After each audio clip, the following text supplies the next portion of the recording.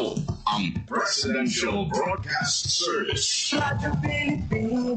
Radyo Publiko ng Bagong Pilipinas para sa Bagong Pilipino. Naghahatid ng mahahalagang balita at impormasyon na guugnay ng pamahalaan sa sambayanan. Tulay sa himpapawid ng serbisyo publiko. Radyo Pilipinas. Radyo Publiko. Ang boses ng Pangulo sa Iloilo. Radyo Pilipinas. 585 AM. Para sa Radyo Pilipinas, alas 4:06 sa hapon. Giga sa hulog balitaan sa PBS, Radyo Pilipinas, Iloilo. Yintipon sa buos na pwersa sa News and Public Affairs Division. Mga pagsaysay sa mga hitabo o aksyon, mga pananawan, kang desisyon, mga hibubunon sa napituhan na sektor, mga talagpong ng balita, diri sa Iloilo, at mga bahin sa kabisayan nagkatulad. Mga balita na natipon sa sunod sa naligan ng 24 oras. Inyo mapatian sa Headliners Boss. Kagkaroon, yari ang inyong PBS UC.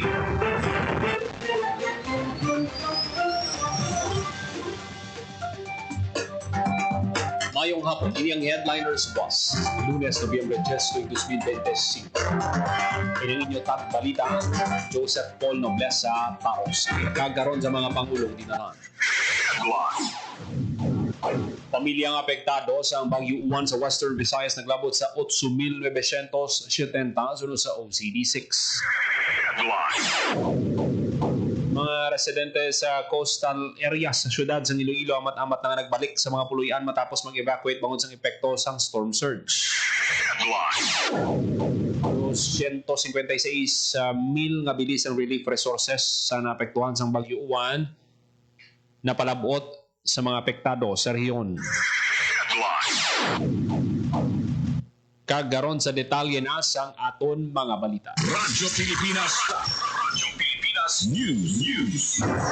Naglabot sa gapin 9,000 nga pamilya o kung masobra 26,000 nga individual sa Western Visayas ang apektado sang Bagyo Uwan.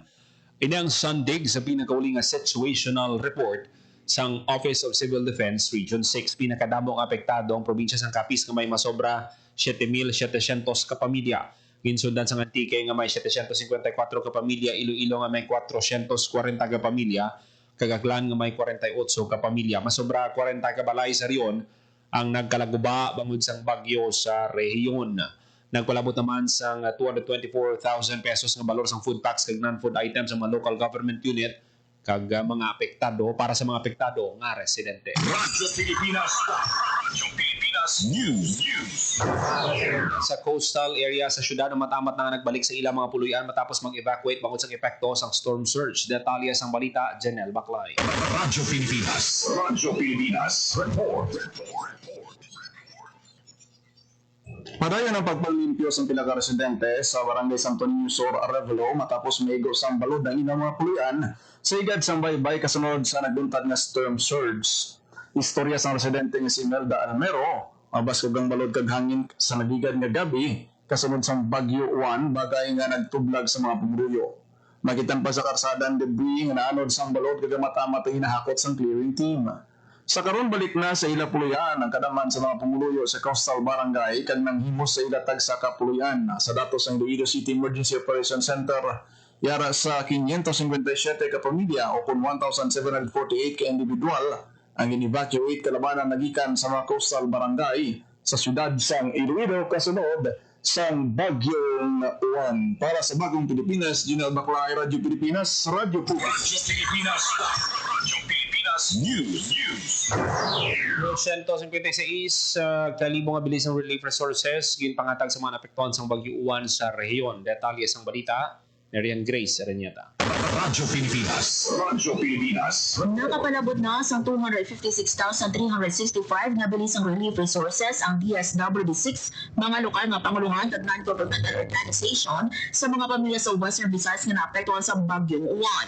Sa disiplina kalites sa geomic report sa DSWD6 sa masobra 256,000 nga assistance, masobra sa 224,000 diri ang ginpalabot ng food items ang DSWD6. Nagapakita man sa datos matapos nangyari na sa masobra 38,000 ka individual ang apektado sa bagyo sa Western Visayas kung sa diin masobra sa 20,000 pa sa ila ang nagatiner sa mga evacuation centers samtang may 8,000 naman nga nagatiner naman sa ilang mga kakilala o kunhimata. Para sa Bagong Pilipinas, Marin Grace Ariñata, Radyo Pilipinas, Radyo Publiko. Radyo Pilipinas. Radyo Pilipinas News.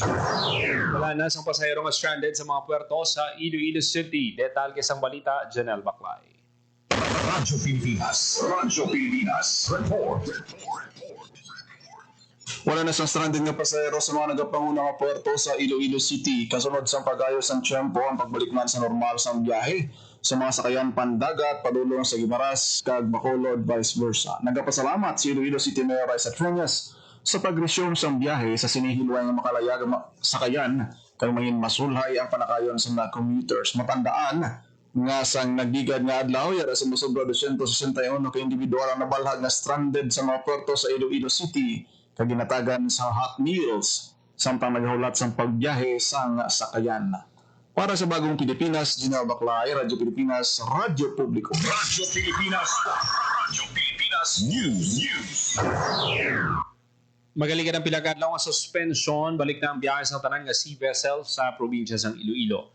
Ngayong Sunday sa ginpagawa ang latest advisory sa Philippine Coast Guard Iloilo matapos nga naghina na ang Bagyo Uwan. Radyo Pilipinas. Radyo Pilipinas News. City Health Office may panugyan na malikawan ng leptospirosis. Detalye sang balita, Janelle Baclay. Radyo Pilipinas. Radyo Pilipinas. Report. Ipanumdum sa lokal na panguluhan sa siyudad sa Iloilo ang mga residente sa siyudad na nakaubog sa tubig baha na magtumar sang doxycycline na prophylaxis. Paagi sini malikawan ng matapikan sang balatian ng leptospirosis. Pinagi sa pagtumar sang bulong sa sulod sang 72 ka oras o kung 3 ka adlaw umpisa sang nag-ubog sa tubig baha ang isa ka tawo. Ginahinggan yung mga pumuyo nga magkadto sa pinakamalapit nga district health centers agud makapangayo sang libre nga bulong. Matandaan na sa paglastas ng bagyong Tino kasang bagyong Uwan, pila ka lugar sa syudad sa Iloilo ang naka-eksperyensya man sang pagbaha-baha nga nag-epekto sa pila ka mga lugar sa syudad. Para sa Bagong Pilipinas, Janelle Baclay, Radyo Pilipinas, Radyo Publiko. Radyo Pilipinas. Radyo Pilipinas News. PDRRMO naghiwat sang post-typhoon debriefing. Detalye sang balita, Hope Torrechante. Radyo Pilipinas. Radyo Pilipinas. Report. Anunsyo ni Bat naghiwat sini nga Lunes ang post-typhoon debriefing ang Iloilo Provincial Disaster Risk Reduction and Management Office. Ginistoryahan sa Sinapol ang assessment sa operasyon sa opisina, ang mga natun-an sa paglabay sang bagyo kag ang pagpabaskog sang koordinasyon sa mga masunod nga pagresponde sang PDRRMO. Naibaluan nga ginpaidalom sa Tropical Cyclone Wind Signal number 1 ang Iloilo bangod sang bagyong Uwan. Kadungan sini may mga kabanuhanan nga nagpatigayon sang preemptive evacuation ilabi na sa mga residente na prone sa baha, storm surge o kon landslide. Para sa Bagong Pilipinas, Hope Torrechante, Radyo Pilipinas, Radyo Publiko. Radyo Pilipinas. Radyo Pilipinas News. Ang operasyon sa Kapitolyo Provincial magabalik sa Martes, Nobyembre 11. Detalye sang balita, Hope Torrechante. Radyo Pilipinas. Radyo Pilipinas. Report. Ginanunsyo ni Vice Governor Lee Antibuque nga magabalik na ang normal nga operasyon sa Iloilo Provincial Capital sa Martes, November 11. Ini sa tapos na din suspend ang operasyon sa pila ka opisina sa Kapitolyo bilang precautionary measure sa bagyong Uwan. Wala na dala sa suspensyon sa trabaho ang mga opisina nga importante sa paghatag sa serbisyo sa kalamidad kaangan sa Provincial Disaster Risk Reduction and Management Office. Sa piyak na bahin may masobra 20 ka banwaman sa probinsya na nagdeklara sa suspensyon sa trabaho sa ilatag sa ka munisipyo. Lakip na dira ang Ahoy, Alimudyan, Badyangan, Balasan, Banate, Baratak Nuevo, Baratak Viejo, Batad, Kabatuan, Kalinog, Carles, Concepcion, Dueñas, Tumangas, Estancia, Haniway, Lambunaw, Lemery, Leganes, Leon, Pavia, Patotan, San Dionisio, San Enrique, San Miguel, Cagsara. Nagapabiling naman na wala sang klase sa Martes, November 11 sa probinsya San Iloilo. Para sa Bagong Pilipinas, Hope Torrechante, Radyo Pilipinas, Radyo Publiko. Radyo Pilipinas. Radyo Pilipinas News. Mga evacuees sa Rojas City nakapauli na sa ilang mga puluyan. Detalye sang balita, Hope Torrechante.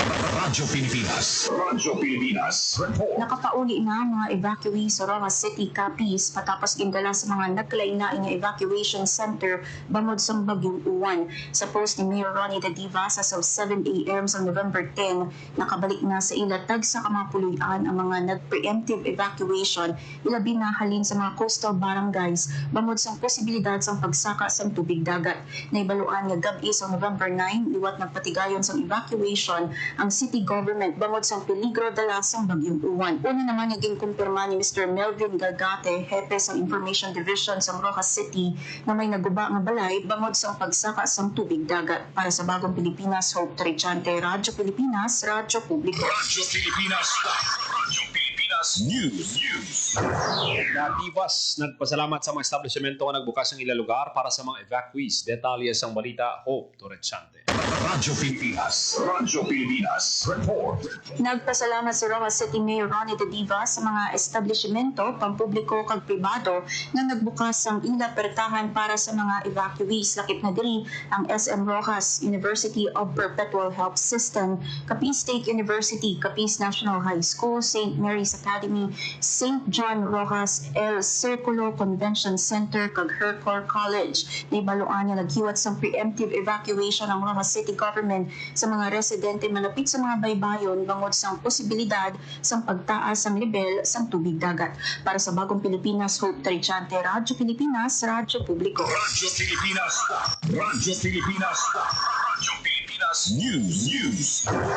Sa Land Transportation Office, Negros Island Region, ang lisensya sa anong ka-driver sang traditional jeep kag modernized bus matapos magpositibo sa paggamit sang illegal nga droga.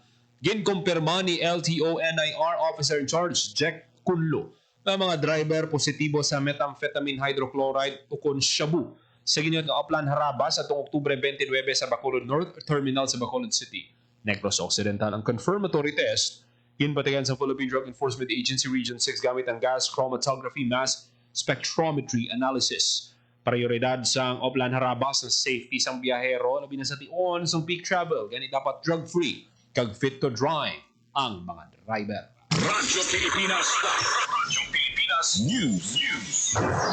Over na sa Department of Agriculture Western Visayas pinagi sa High Value Crops Development Program sini ang mas sobra 2 milyon nga coffee processing facility sa Artus Farmers Production and Marketing Association sa Tapas, Capiz.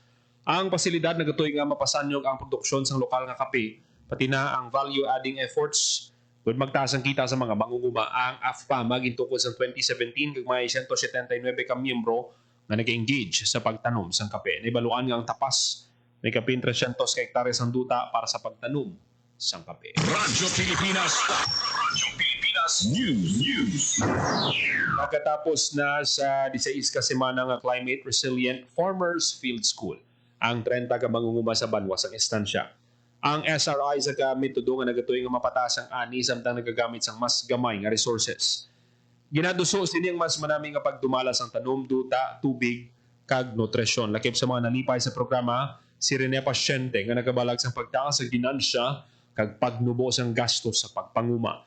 Pinagi man sa programa natunan ni Rolando Malones ang pagnubo sang seed requirement sa iya umahalin sa 4 ka sako nangin 10,000 kung 10 ka kilo na lang ang iya gingamit sa kada hektarya. Radyo Pilipinas. Radyo Pilipinas News.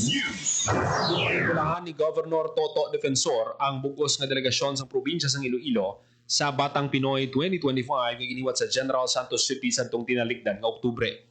Sunod kay Defensor, bugalgid sa probinsya ang mga atleta kag coaches nga nagrepresenta sa Iloilo sa kompetisyon. Gimpasalamatan man sa opisyal ang mga lokal nga panguluhan sa probinsya kay mga ginikanan sa suporta sa delegasyon. Sa giniwat nga Batang Pinoy 2025, ang delegasyon nagadaog sa 14 ka gold, 11 ka silver, kag 51 bronze medals. Idang nadag-an sa mga atleta sa aquatics, archery, athletics, chess, cycling, karate, doping, kaksilat, kag taekwondo. Ang mga nagdalaog nga atleta magabaton sa cash incentives halin sa Iloilo Provincial Government. Radyo Pilipinas. Radyo Pilipinas News. Oras sa Radyo Pilipinas alas 4:21 sa hapon.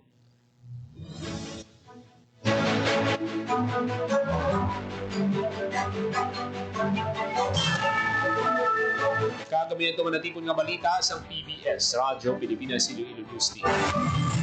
Lunes, Nobyembre 10, 2025.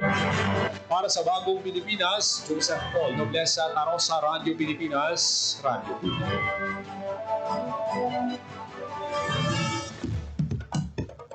Ito ang Presidential Broadcast Service. Radyo Pilipinas.